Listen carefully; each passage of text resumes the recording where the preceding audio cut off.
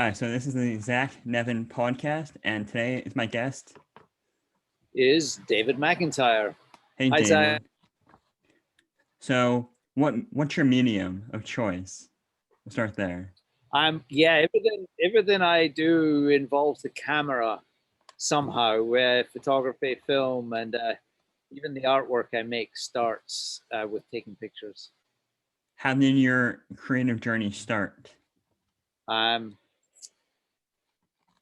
Happenstance, big happenstance. I feel like I've told this story 100 times, but I was 17 years old, and I living in Scotland in a fairly rural community, and one day a year, careers instructor would come to school and see all the seniors, and so I was waiting in line to see this careers instructor, I guess would be his name, and I knew he was going to ask me what I wanted to do, and my true answer was I want to be a drummer in a rock and roll band, because that was my passion at that time.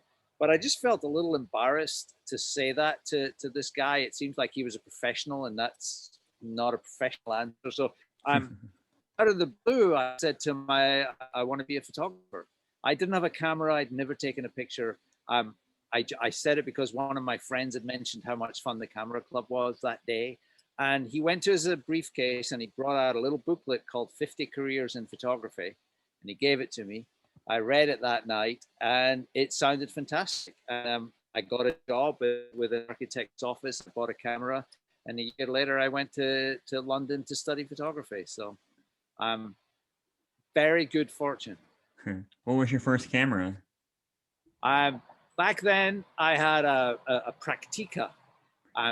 Nobody's ever heard of it. It was a very inexpensive SLR, single lens reflex, and but it was pretty educational, because when I went to college in London, everybody had fancy cameras. They had Nikons, they had Leicas, they had Hasselblads, whatever. And you know what? They didn't necessarily take better pictures than me. So I learned early on that the thing about being a photographer is seeing, not equipment. You know what I mean? I'm sure it's the same here. Was it Ansel Adams quote that says it's not the camera, it's like the 3 inches behind the camera? Right. Something like that. Man, and he was hauling that 8x10 view camera up. Now we have our little cell phones, pretty much. It's about the only thing I can't take a good picture with for some reason. So I saw your post, and we talked about this before. How did you make your installation? How did that come to fruition? Well, the idea started, I guess, at the end of last year. Two things happened. One, I was part of a round table that Chronogram organized, discussing how we get art out of galleries. I'm a big proponent in art being something that makes a difference in people's lives. It educates, starts a conversation, it advances a conversation. But often when you show work in an art gallery, the only people who see it are people who go to art galleries, and they may not be the intended audience for the work. So we had this whole discussion about getting work out of galleries. And at the same time, obviously, we were in the middle of the second wave of COVID. And so I had this idea to basically do an exhibition of work in public space. And I had this idea of, just since a lot of my work at this time pertains to nature and the environment, to do it, in a field, in nature rather. And so that's where the idea originally started. I didn't have an idea for work at that time. I just knew I wanted to exhibit outside, and it kind of, I guess it started to be COVID safe, but now we are a little bit safer from COVID. I still think it's kind of, it meets the second objective about getting people outside into nature. Because if I'm going to educate, I'm not going to educate. if people are going to kind of educated, and I don't mean educated from reading a book. I mean that kind of spontaneous education that just happens when you experience positive things in your life. So for that to occur with regards to nature and with regards to saving the planet, we have to, more and more people have to get away from screens, get away from being inside and be outside and kind of commune with nature. That answers the question. Yes. So how did that come to be? Because since you're a photographer, I've never seen you do any sculpture work before. How did the sculpture part? Well, I mean, yeah, building stuff, carpentry has always been something I've done. You know, being of an age where I grew up and everybody in high school had to learn, you know, woodwork, metalwork, shop. So I kind of have these skills and I do enjoy it. So the structure itself is a fairly natural thing for me to do. Even as a photographer, often working in the studio, we do a lot of building sets, you know, some stuff like that. So that's not so strange. It's very simple, the structure. Do you or did you ever have any mentors? You know, I never did. I was a bit arrogant when I was younger. I think it's maybe even a necessary evil of being of achieving some of our goals from young. We got to be a little stubbornly focused on our own idea. I'd say right now though, Hudson's been a bit of a mentor since I moved up here, because I've hung out with a lot of artists, talked a lot about art, and so my work has changed as a result. So yeah, maybe a bit late in life to be having mentors, but maybe I have. And since you do that, you photograph all Hudson artists, you can always talk to them and learn from them. Well, that's what I mean when I did the portraits of the artists for Open Studio, which was 2 years ago. I think I photographed 42 artists, and normally, you know, I went to the studios in every case actually, and so I'd be with them for an hour and a half, and we're chatting about art and their careers and stuff like that. So yeah, it was a huge influence. And then after that, actually, Myron Pollenberg, I hang out a lot with him. He's in town. We talk about art all the time. So, and you know, a bunch of other ones, Pauline, Tom, you know, Wei Tai. I love it. Did you go to school for art or any like courses or workshops? I studied photography and filmmaking. So, I mean, yes, photography is art, or certainly can be used in art, but it wasn't specifically like a fine art school. It was a little more practical, I guess. Maybe, I don't know. Before doing your work now, what was your career or what was your career before photography? Oh, I haven't done anything but photography. So like I said, I went to school when I was 18, and then I left school and started working as a photographer. Um, um, and you know, I've changed. I've done many types of photography: portraiture, photojournalism. I've worked in the music business. I've worked in the fashion business. I've shot music videos, whatever. It's always somehow involved camera. Do you have a routine or a schedule, or is it all over the place? And how do you stay productive? All over the place. I am very productive all the time, and that is a good question. I don't know how I manage it, but yeah, I'm always doing something. You know, one of the things, and I guess I have been asked this a couple of times as I get a bit older for advice, and for younger photographers especially, and my advice is always have a personal project, and I've always done that, even if I've been like heavily busy with commercial work. There's always something I'm working on for myself. So along those lines, are you always learning and researching new things and or maybe old things as well? Yes, I am. Are you currently working on any projects or series? Well, Step into Stillness, the one that just opened down at the Greenport Conservation Area, is obviously a public art installation. It's a little different from a gallery show because with a gallery, you have your opening night, and then I guess the intention is the gallerist then takes over trying to sell the work.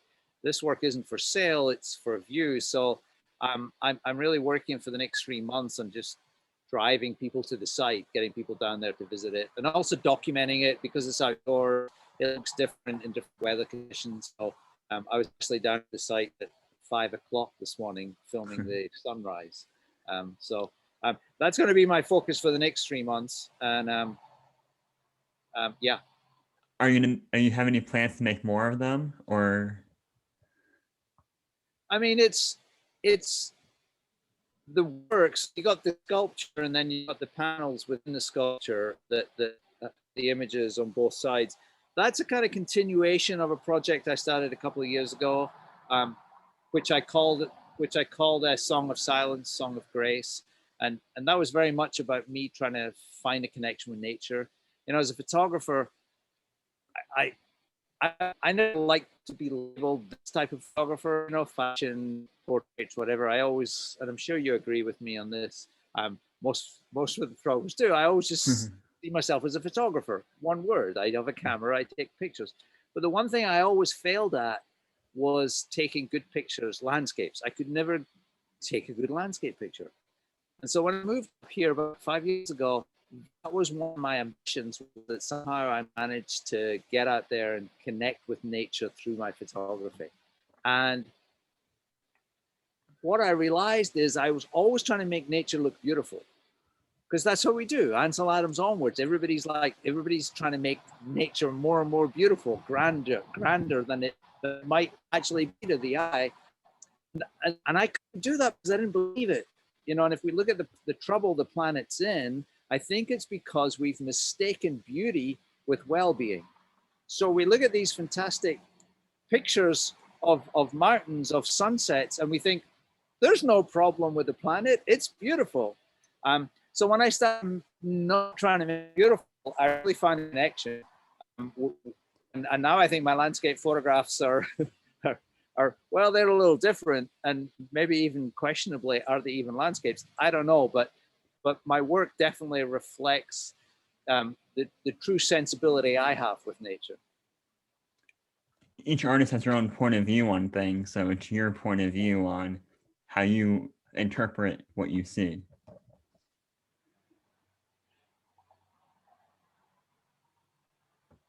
Interpret what I see. So, because in a way, photography is editing anyway, because you're selecting what you want the viewer to see. Yeah. So you're interpreting what you're looking at in a sense. Absolutely, I guess. You know, when I one of the things that's really great in photography is the Americans call it street photography. It was always in Britain, it was called reportage, nice pretentious French name. But for those who don't know, it's like walking around the camera taking pictures. And what I found is I find the best pictures emerge when I'm somehow able to stop thinking about it, when it becomes intuitive, automatic.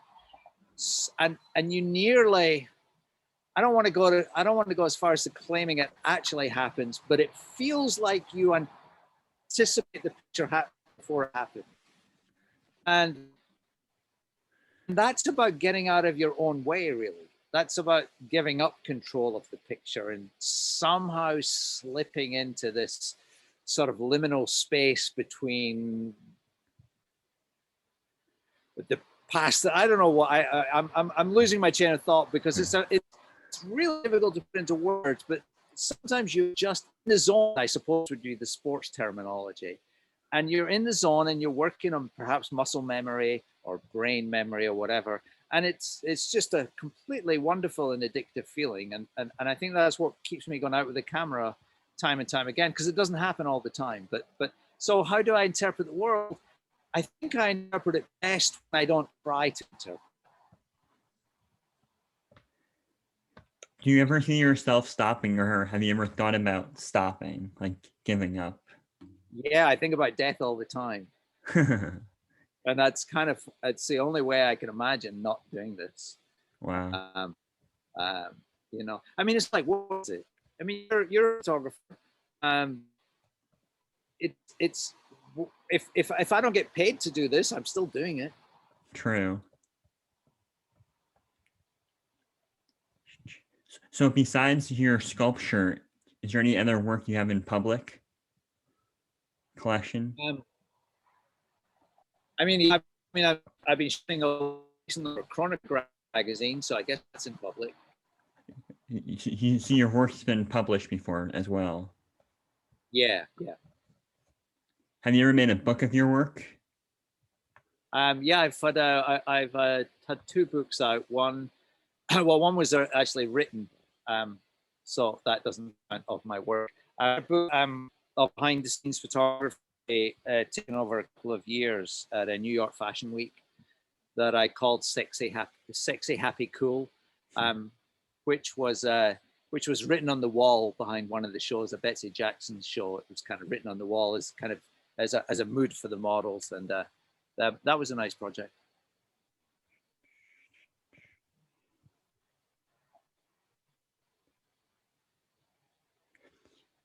Like most creatives, when they're younger, they were creative. Were you a creative when you were younger as well, or did it come later, like in school, like you said?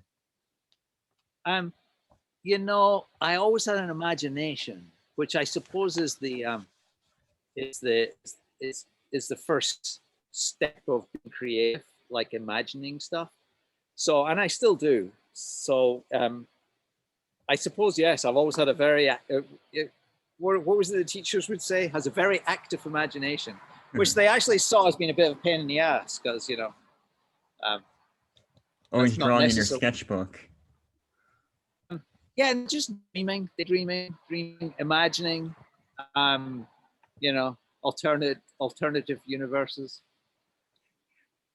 Do you ever carry like a sketchbook around, or you always have your camera? I wouldn't say I always had my camera. It was a big chunk of my life when I was so busy as a working photographer.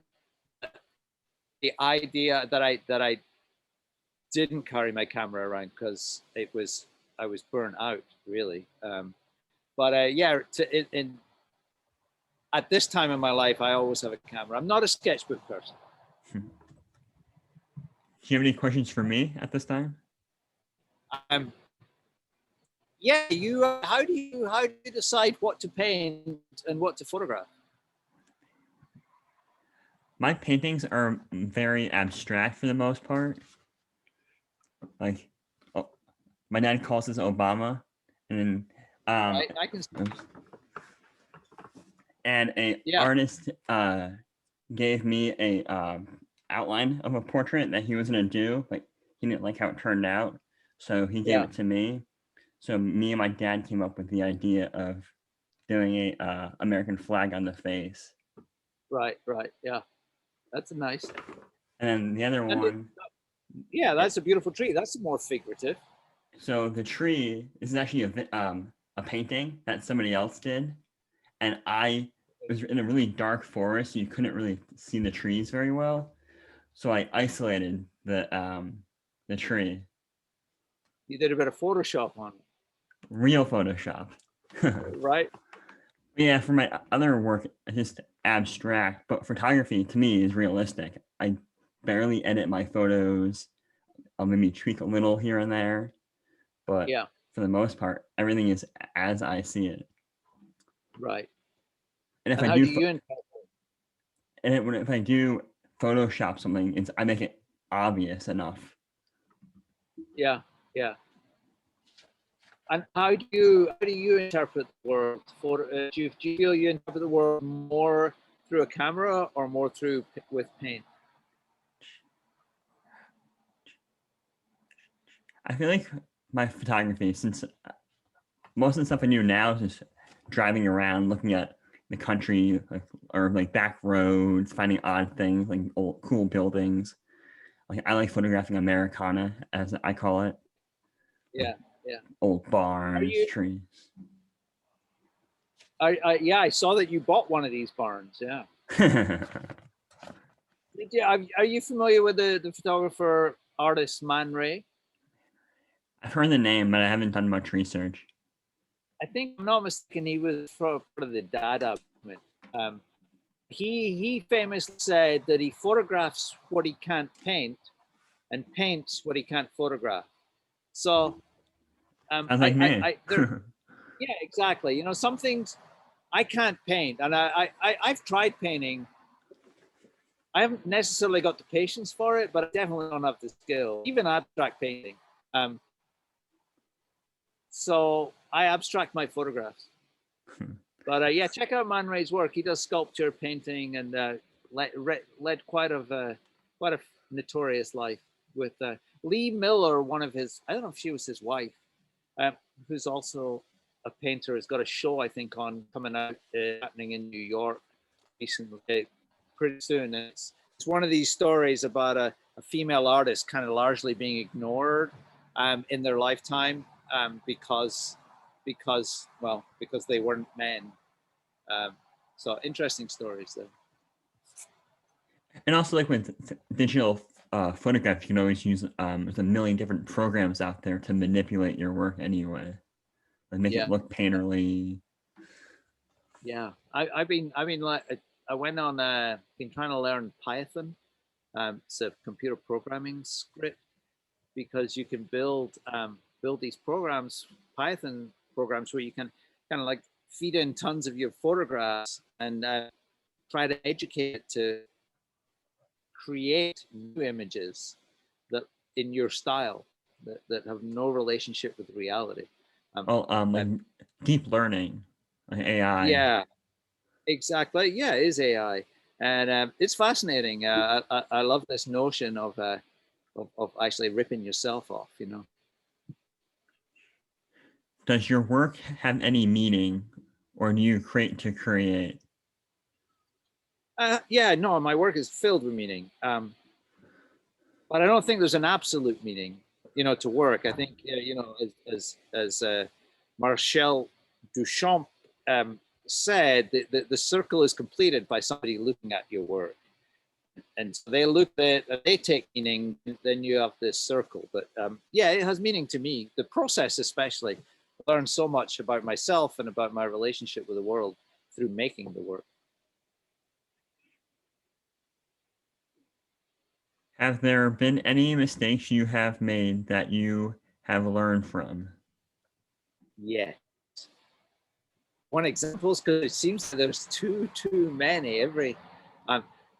Some mistakes are really brilliant though. Sometimes the mistake is the thing. I definitely think as any artist needs an openness to mistakes.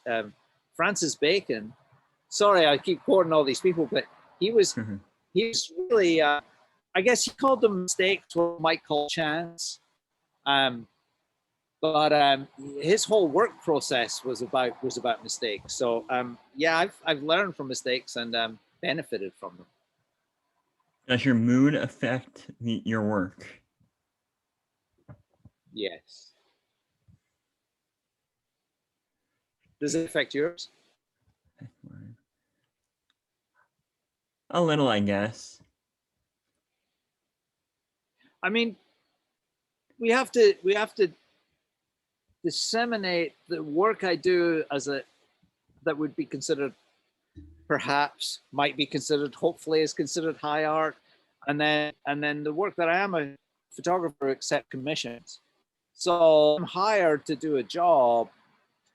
It's more about my craft and my vision rather than expressing some sort of like inner beliefs or exposing some inner part of myself. And in that case, my mood wouldn't affect it at all, because that's about being professional and getting the job done. But when it comes to personal work, absolutely, and that's important. I think that's key. That's an essential part of being an artist is letting your moods flow through your work. And then, speaking of the service side of photography, do you shoot for yourself or do you shoot for the client? When you, let's say you're photographing a portrait and it's going to end up in a magazine, are you photographing for yourself? Like, oh, I know I want this portrait for my portfolio, or are you photographing for the magazine? Well, I mean, I reached this stage in my career where they're hiring me to do what I do. Um, I think so. Yeah, shooting for me, especially portraiture. Um, that's such a personal interaction between two people that I couldn't imagine doing a portrait any other way. Where it might change a little bit more is in reportage, in sort of documentary or photojournalism, where you do two things. You're trying to tell a story, so you kind of need a beginning, middle, and end within your pictures to tell the story. But invariably, what happens is right in the middle, there's this amazing photograph you take that is a happy accident. That doesn't necessarily add to the story. And so, yeah, so you're involuntarily taking pictures for yourself that you know will not be used because they're not part of the story. Um, but largely, I like to think that I give 100% of myself, and that was my education, was realizing that no matter how crummy the job might be, you can always make amazing pictures, and and and that's a great education. There's never been a job where I haven't tried to do something amazing. Are you an extrovert or an introvert? Both.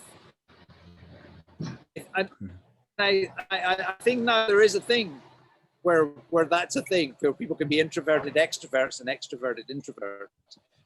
Because when I'm with my camera and I'm talking about my work, I feel quite extroverted. But if I turn up at a party and I don't know anybody, and I'm actually a little bit shy. So, and it's exhausting. You're like me in a way. You use your camera as a shield in a sense. Like if you go to a party and you don't have your camera, then you're like, what do I do? It is absolutely, I would say more, it's a shield, yes. But it's also a key because it unlocks so many doors. That's true. You can just walk in places with a camera, with you. That's true. Yeah.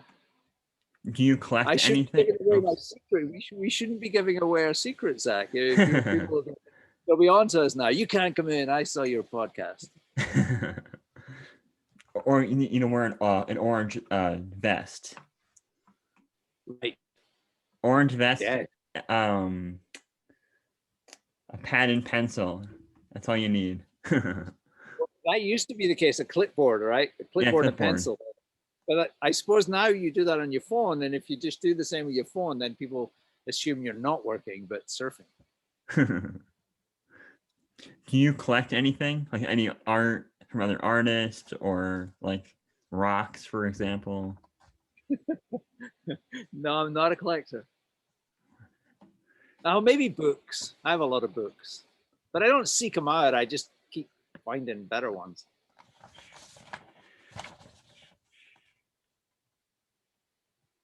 Where do you find me? I collect paintings, my own and other people's, and I end up turning into mine. I have a ton of vintage photographs, books. What else do I collect? That's pretty much it. What about rocks? I thought you were going to say rocks. I used to when I was younger. Right. I do have some still, but not as much as I used to. Right. I used to, whenever the small rocks that have the little fossils in it, I used to collect those all the time when I was younger. That's cool. Do you feel that was a way of connecting with nature? I guess, yeah, because you're collecting something that's part of nature. Yeah, yeah.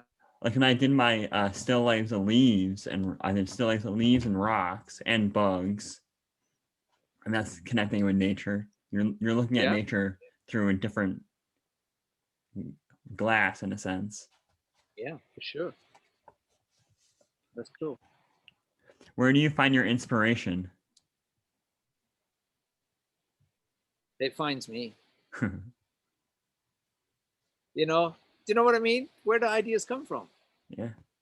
Just walking around, exploring, reading, watching movies. Yeah, they just pop into your head. I often think that and I'm not alone in this. I sometimes think they're all out there, because over this great throughout history, we see this, be it for inventions or art. Somebody has a great idea, and somebody in another country has the same idea at the same time.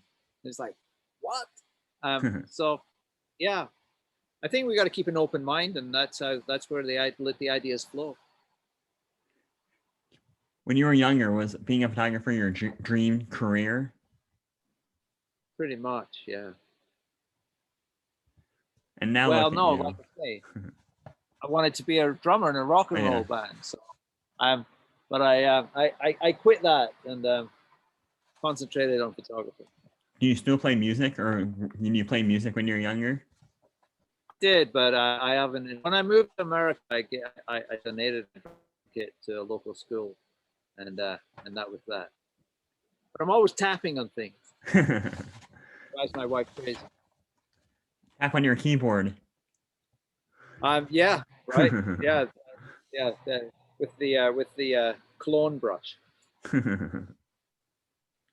How about you? You a musical guy?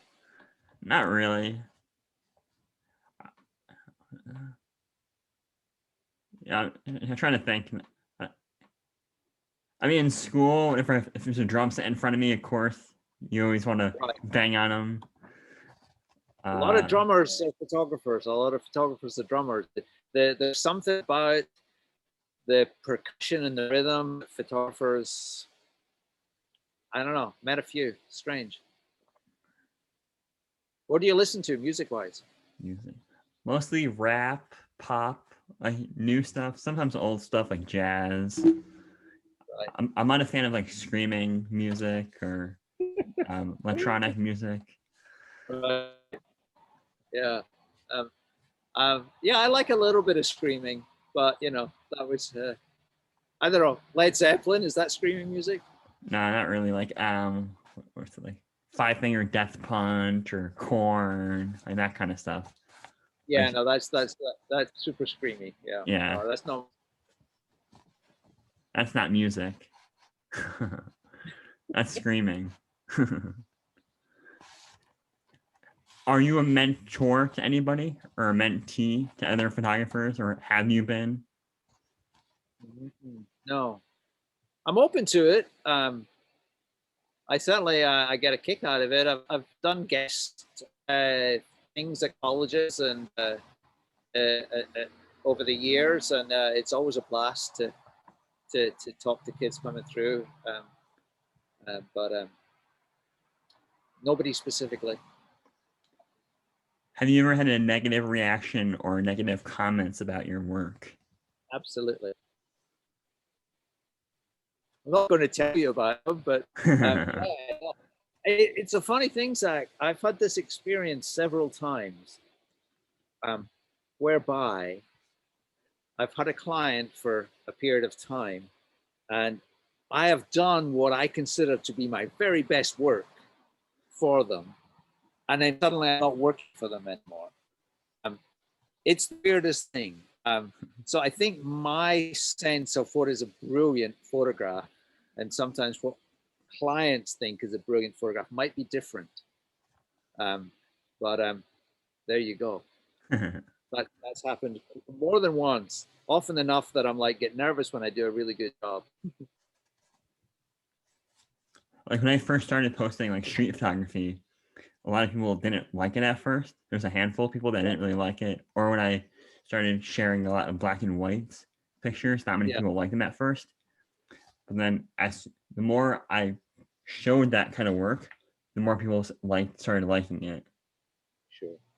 I mean, if you come along, if you're an artist who comes along and you create an absolutely brand new way of seeing the world, be it photography, painting, sculpture, whatever, nobody's going to get it.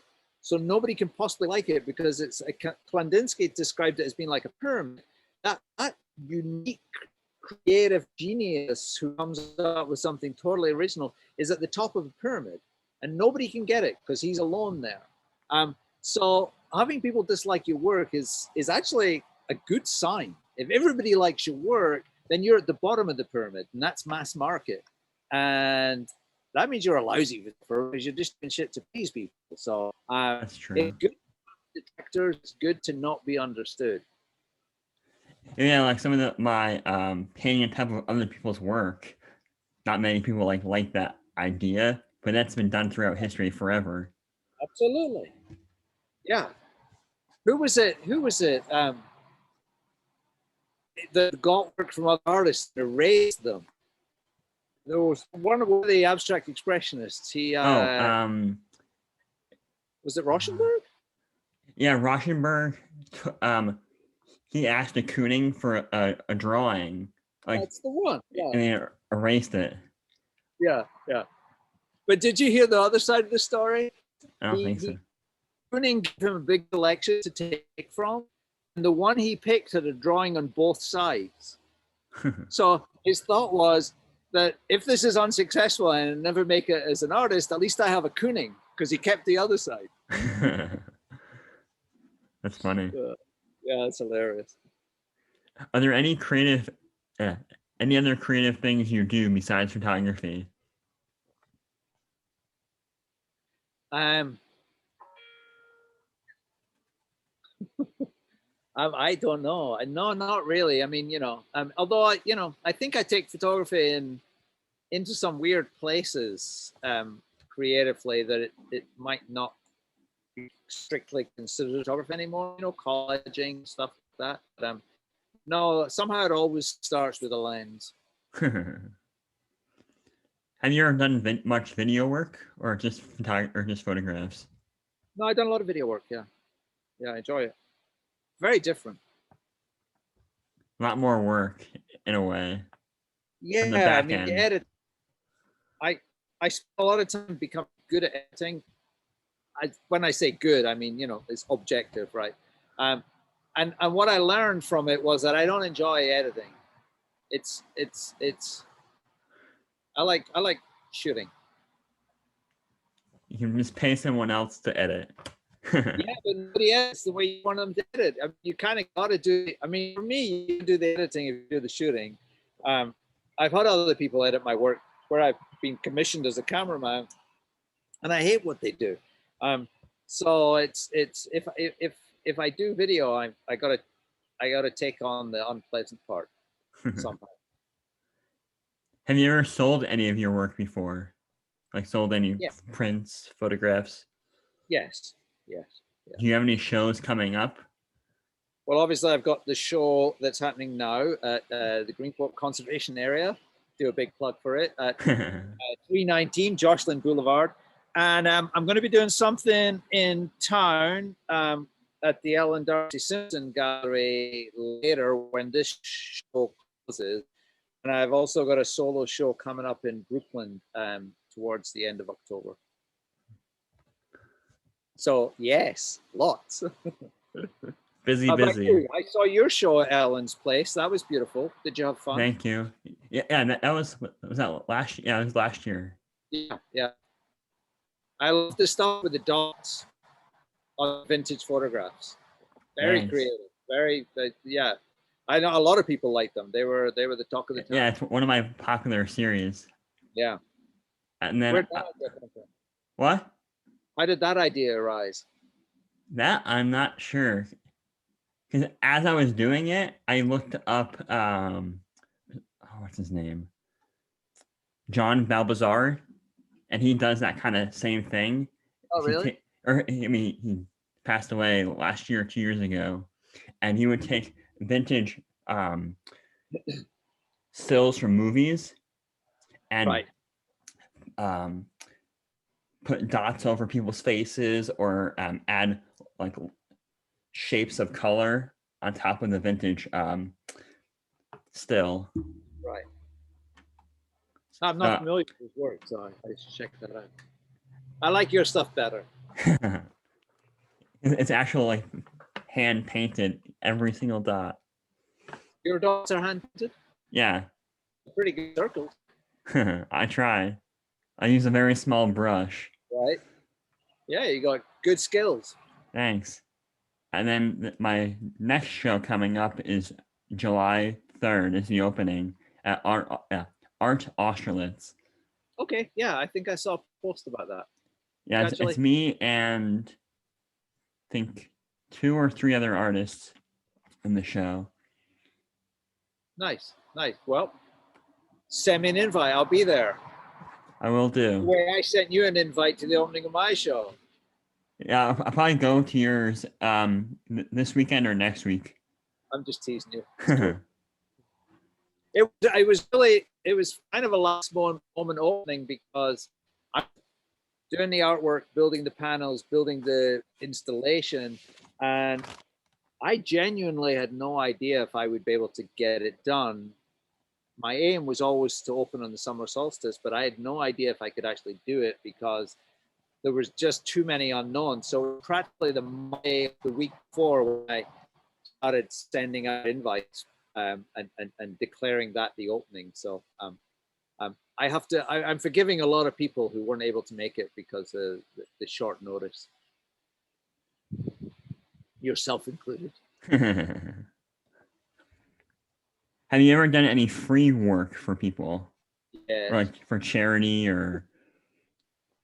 Yeah, I'm recently I did a fundraiser, a GoFundMe fundraiser with a couple of my friends, and we were raising money to build a water tank in a health center in Uganda, which is, I'm on the board of this foundation called the Paper Fig Foundation. And so what I started doing was, I get a lot of people asking me, can you do this? Can you do that?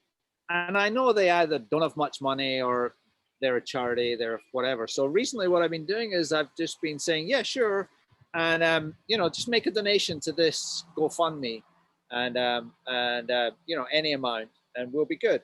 And it's a really nice way of being able to do something, help somebody out. Hiring a photographer is an expensive proposition. And so it's because sometimes if you do something and it's free and it's maybe you're not 100% into the cause that you're working for or whatever, or some people's attitude, they just make you feel a little bit like they're taking advantage of you. This just really rounds the corners and makes it a kind of like an equal exchange of energies. So it's a good solution. Any other questions for me before we wrap it up? We're wrapping it up. This is too much fun. You haven't got any more questions? Not really. Well, how come your name on the screen says Zach Parker? Oh, that's my middle name. Okay. I have to find out about this. What work is going to be in the show in Austerlitz? It's going to be abstract, and the stuff I'm showing is my Red Barn series. Right. I like painting red barns since that's pretty much all I see when I drive around. Right. So it's going to be there's a few small pieces and then a few large pieces that have never been shown on online before. Right. Do you remember when we met? Maybe we meet walking around, or I met you in one of the houses. Oh yeah. During the art walk. Yeah, during the open studio thing. Yeah, I bumped into you then. That's where we met, and then I've been following you online, Instagram. Ever since. No, before. Oh yeah. And so I just met. That was when I put the name to a face. To a face. How many followers do you have? It's always weird to do whenever somebody follows you and then they go to your show, or you'll see that person in walking around oh, I'm Zach. It's a name to a face. Right. I do like the idea a little bit more, for this obviously of face not being that known. I think not that I'm at that sort of stage where it's a problem, but I'm just talking about conceptually. I like the idea of not being known, like the invisible guy. Because surely the best photographer would be an invisible photographer. True. Because always sometimes the picture's good, you get it, and you're not noticed. And sometimes that picture, the person just looks up and sees you, and that kind of makes a new vibe that you've actually taken a picture and been caught taking it, and it's proof that, you know. But and sometimes I'm just in situations and I see stuff folding, and it's you know, you don't want to raise the camera because, you know, sometimes I got a little Fuji and I'll take pictures. It's very quiet, but the idea of being invisible and really, because that's what photography is about for me, is just getting into other worlds that I wouldn't normally be in. And yeah, Like environmental portraits. mental portraits. No, environmental. Oh yeah, yeah. What's an environmental portrait? A portrait of the environment. It's like your artist series you did. It's Oh, when you take a subject into an environment. I yeah, got it. in their environment. So then you see how They work, and yeah, you can see how what their life is like behind the scenes. that's the challenge is, so you've come into their room, into their studio, into their environment, and then somehow you've got that to make them forget about you. You know, so you get something that's spontaneous and real and happening. You fly One on the person that wall. turned up to photograph them, they know who they are if they're watching this. And it was about 4 o'clock in the afternoon, and they started drinking tequila to make it easy to be photographed, um, which is pretty funny. I'm not naming names. And then speaking of being photographed as a photographer, was it 3 years ago now? Um, uh, what's his name? What's his name? Oh yeah, Richard Bevins did a series of people that lived in Ghent, Sure, I and remember. I offered to be a portrait. I was like, why not? Right. So the first time we did the shoot, I felt a little awkward since I'm used to being the photographer. Yeah. So me being photographed felt a little awkward at first. So then we did it a second time because he didn't like how the photos turned out, and I felt a little more at ease being the Right. model. I don't like having my picture taken at all. I you know, I wish I could remember his name. I got to research it. I was in what's that place? I think Supreme Coffee. Is it Supernatural Coffee on Warren Street, Oh, yes, Hudson? I think so. I was in Supernatural. there, and there was a guy, an older gentleman, and he had an old camera, and he was up at the bar, and I started talking to him about cameras, and he said, "Oh, you know, can I take your picture?" And he took my picture just by the window with this old camera, a German camera, and he had two frames. But his mannerism when he took these pictures, he made me feel so relaxed, and he just gave me very gentle instructions. And it was kind of like the only time anybody's ever photographed me, and it was kind of like a positive experience in any way. What I was it never said like? Was the camera a Leica? it wasn't a Leica, but he explained that it was it was like a larger format than 35 millimeter, but it was a still like a small handheld camera, and he was a collector of old cameras, and it was like I hope people when they talk about photographing them, they've had some sort of pleasant experience with it. Because at first I was trying to think of Richard Sandler because he photographs. He has an old Leica. Where does he live? This guy lived in Catskill. Yeah. Oh yeah. And then it must be Richard. Yeah. Really? He Yeah. used to.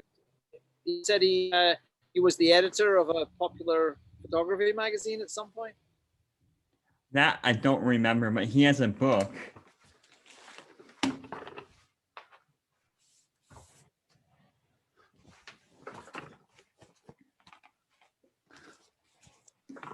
Oops.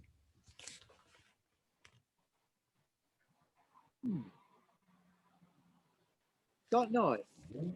Show me. Does it have a picture of him in the inside cover or anything? No. Well, if it was Richard, hey Richard, send me the picture. And it's funny, he has a picture of me too. We were at the Andy Warhol and Basquiat show in Kinderhook. Uh-huh. And he took a picture of me and he hasn't shown me it. He's notorious. I don't know. Is he an older guy? With a Yeah. little white. Let's see. I'll look it up. I'll check him out. Yeah, he's an interesting guy. Yeah. Does he have a beard? Thanks. So you were born here, right? You're a Hudsoner. Well, not a Hudsoner. Are you in Ghent or Chatham? I was born, I lived 14 years in Chatham. Right. But now I'm in Ghent. Right. Have you traveled much? Not really. Like I've only with family or friends. Like I used to go to the city once or twice a year, but I haven't done that in a long time. Right. I haven't really traveled much. I should though. It's good, but if you stay still for long enough, the whole world comes to you. So Hopefully. yeah. More and more up here, right?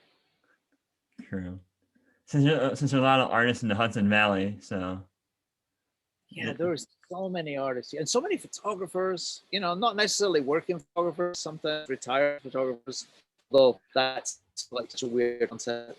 But yeah, it's a. Or that new bread place in Hudson. I forgot the name of it. The bread folks. Yeah. Yeah. He used to be a very famous photographer. That's right, Norman. Yeah, he used to be at Anna Leibovitz's level. Like that kind of style of shooting. Right. Yeah. I did a portrait of him and his wife, Jojo. Yeah. I almost met Annie. I was on a plane with Annie. I wasn't talking to her or anything. We just happened to be on the same plane. But and she lives around here, or not in Columbia County, but she does live in upstate. Oh, she does? Yeah. Do you like her work? I like her early work. It's my favorite. I'm with you on that. Not the new stuff. Yeah. I mean, I get the new stuff. I get the pressure that you're under, but they're more like movies, aren't they? Where you've got a lot of direction and art direction and stuff going on. She still does a lot of amazing portraits that are just have the feeling like it's her and the subject. That is less like that, but she's clearly a supremely talented person. So I'm not dissing her, but I like the raw stuff better. Yeah, like her. I did a small research thing on her, and I liked her photojournalism stuff more, and her early portraits too.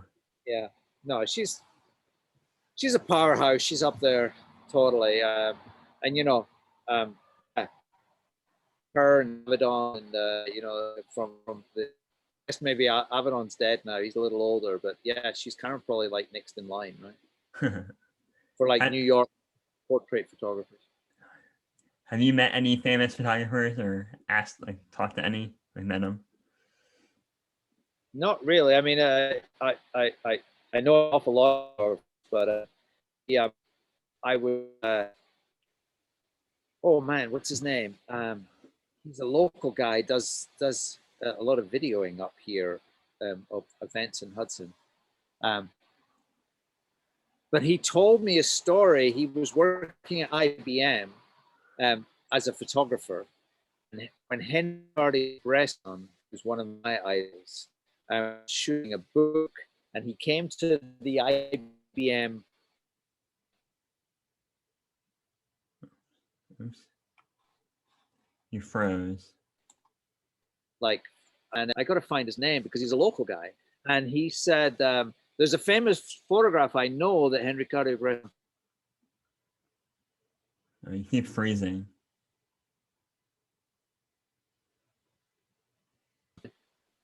That's a shame. Am I back? Yeah, a little. Yeah. Yeah. Well, maybe we should cut that story out since I can't remember the guy's photographs. But I was, my point was actually through 6 degree separation, closer to some of my idols by living up here than I ever did by living in New York City. Any other questions for me? I think I'm out of questions. I'm out of saliva. My jaws are seized from talking so much. Well, thank you for coming on my podcast, even though it's been a while. My pleasure. It doesn't seem like a while. You're very smooth and a good operator. So congratulations. Thank you. Talk to you later. See you soon.